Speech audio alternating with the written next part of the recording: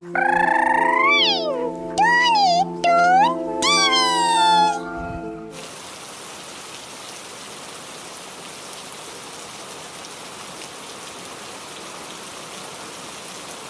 का दिन। बावर्ची खाने में सुनीता और पूजा खड़ी हैं। हांडी में दाल पका रही है। कमरे के कोने में आर्या भूख से रो रहा है। पूजा परेशान होकर, दीदी, दाल तो बहुत कम है, इतने में सबका पेट नहीं भरेगा। हाँ पूजा, मैं सोच रही हूँ थोड़ी सब्जी काट कर डाल दूँ, जरा जायका बढ़ जाएगा। उसी वक्त कमला देवी बावर्ची खाने में आती है। चेहरे पर सख्ती और आंखों में लालच की चमक। कमला देवी ऊंची आवाज में बोली, अरे अरे, ये क्या फजूल खर्ची हो रही है? अगर सब्जी डाल दोगी तो कल के लिए क्या बचेगा? माँ जी, बच्चे भूखे हैं।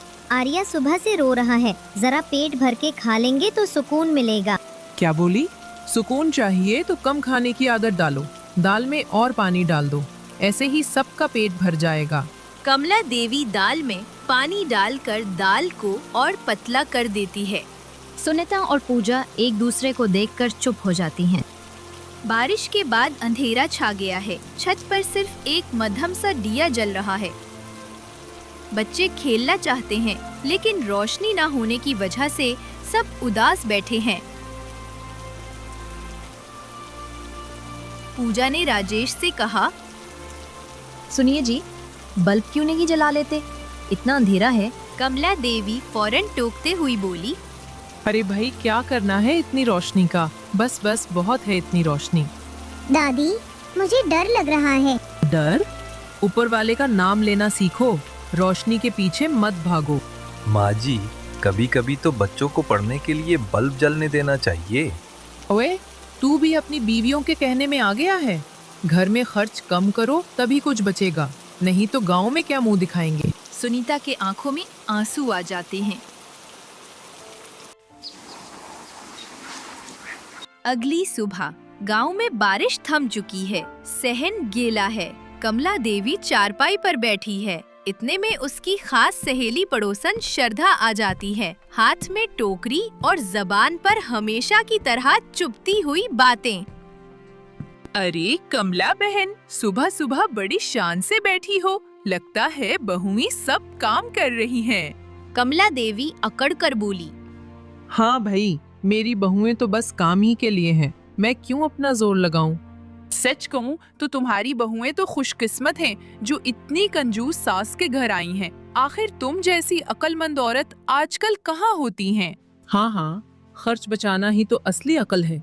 ये लोग तो दाल में भी घी डाल देती। मैंने वक्त पर रोक लिया। सुनीता और पूजा कमरे के अंदर से ये सब सुनती हैं और एक दूसरे को देखती हैं। दोनों के चेहरों पर दुख साफ झलक रहा है। उसी दिन दोपहर के वक्त राजेश के पुराने दोस्त अपने बीवी बच्चों के साथ शहर से आते हैं। सब खुशी से उनका इस्तकबाल करते हैं, लेकिन कमला देवी के दिल में एक अलग ही हिसाब किताब चल रहा है। अरे माँ जी, देखो कौन आया है। मेरे कॉलेज का दोस्त अनिल और उसकी फैमिली। कमला देवी अंदाज बदल कर बोली, ओ, आओ बेटा आओ, बड़ी खुशी हुई। सब लोग कमरे में बैठ जाते हैं। अनिल की बीवी कहती है, कमला आंटी, बारिश के बाद तो बहुत ठंडक है, मजा आ रहा है। हाँ हाँ, गांव की हवा ही निराली है। अब अंदर बावर्ची खाने में सुनीता और पूजा मुश्किल में हैं। दाल और सब्जी कम है और मेहमान ज्यादा। दीदी, इतने लोगों के लिए खाना कैसे बनेगा? अल्लाह जाने, माँ जी तो ज्यादा कुछ पकाने भी नहीं देंगी। उसी वक्त कमला देवी अंदर आ जाती है और बोली,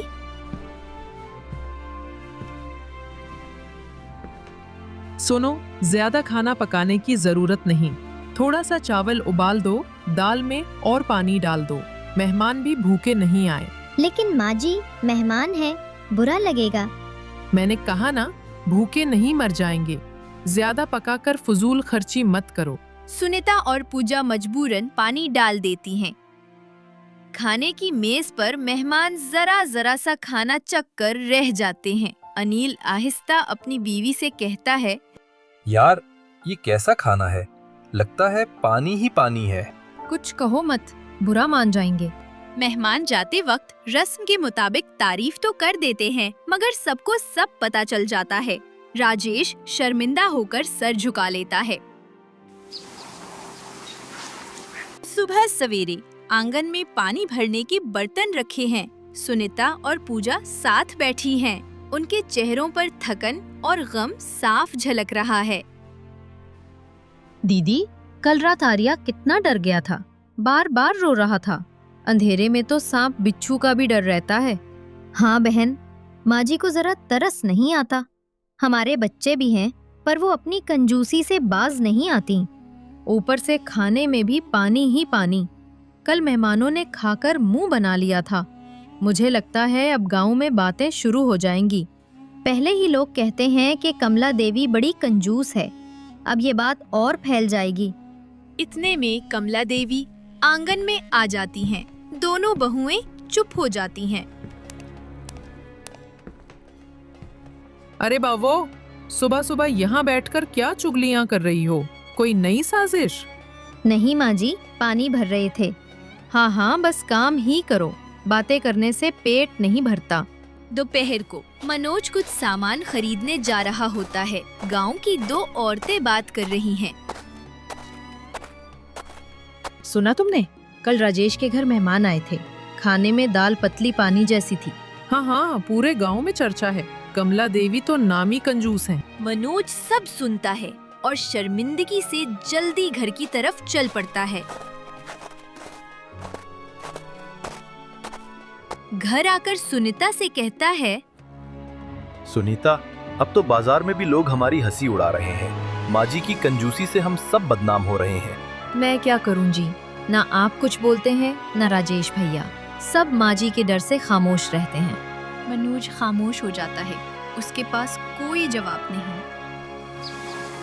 अगली सुबह सुनीता अलमारी साफ कर रही है।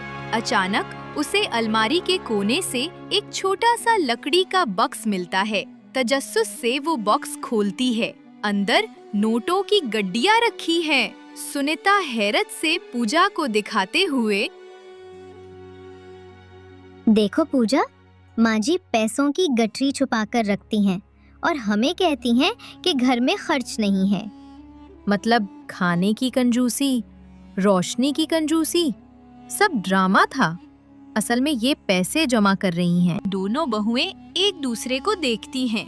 अब उनके दिल में गुस्सा है, मगर साथ ही डर भी कि अगर माँ जी को पता चला तो क्या होगा। रात का वक्त है, सब जमा हैं, बच्चे बुखार में हैं, बहुएं परेशान बैठी हैं। इतने में गांव के प्रधान और कुछ पड़ोसी भी आ जाते हैं, क्योंकि पूजा ने चुपके से उन्हें बुला लिया था।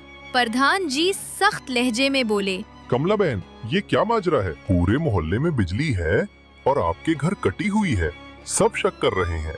जी प्रधान जी, दरअसल बिल भरने के पैसे माँ जी के पास थे, लेकिन सुनीता आगे बढ़कर बक्स प्रधान के सामने कर देती है और रोते हुए बोली, ये देखिए जी, पैसों की गठरी छिपा रखी थी माँ जी ने और हमें कहती थी घर में खर्च नहीं है, इसीलिए न बिजली का बिल भरा न बच्चों के इलाज के लिए पैसे दिए। हाय हाय, ये तो वाकई बहुत कंजूस निकली। हाँ बहन, कल ही मैंने कहा था। अब देख लो, सच्चाई सामने आ गई। कमला देवी की आंखों में शर्मिंदगी के आसार नजर आते हैं। पूजा रोते हुए प्रधान से बोलती है, प्रधान जी, हमने कभी माँ जी की इज्जत कम नहीं की, लेकिन उनकी कंजूसी ने हमारे बच्चों को बीमार कर दिया। बिजली के पैसे छुपाना और खाने में पानी डाल देना, क्या ये इंसाफ है? कमला बहन, पैसा बचाना बुरी बात नहीं, लेकिन घर वालों को तकलीफ देकर, बच्चों को बीमार करके अगर पैसा जमा करोगी तो ये लालच है, ये गुनाह है। कमला देवी की नजरें झुक जाती हैं। वो रोते हुए बहुओं से माफी मांगती है। बहू, मुझे माफ कर दो। मैंने अपनी कंजूसी में तुम सबको दुख दिया। मेरा इरादा बुरा नहीं था, मगर लालच ने मुझे अंधा कर दिया। अगले दिन घर में बिजली बहाल हो गई। कमला देवी प्यार से बोली, आज से घर में कोई कमी नहीं होगी, खाना पूरे दिल से बनेगा, बिजली का बिल वक्त पर भरेगा और पैसे छुपाने के बजाय हम सब मिलकर बचाएंगे। सबके चेहरों पर मुस्कुराहट आ जाती है। कंजूसी और लालच से कभी सुकून नहीं मिलता। असल खुशी घर वालों के साथ बांटने में है। अगर आपको ये कहानी अच्छी लगी तो प्लीज हमारी कहानी को लाइक कर दें, अपने दोस्तों के साथ शेयर करें और नई नई सबक आमोज कहानियाँ सुनने के लिए हमारे चैनल को सब्सक्राइब करके घंटी भी दबा दें, क्योंकि अगली कहानी भी बहुत मजे की होने वाली है।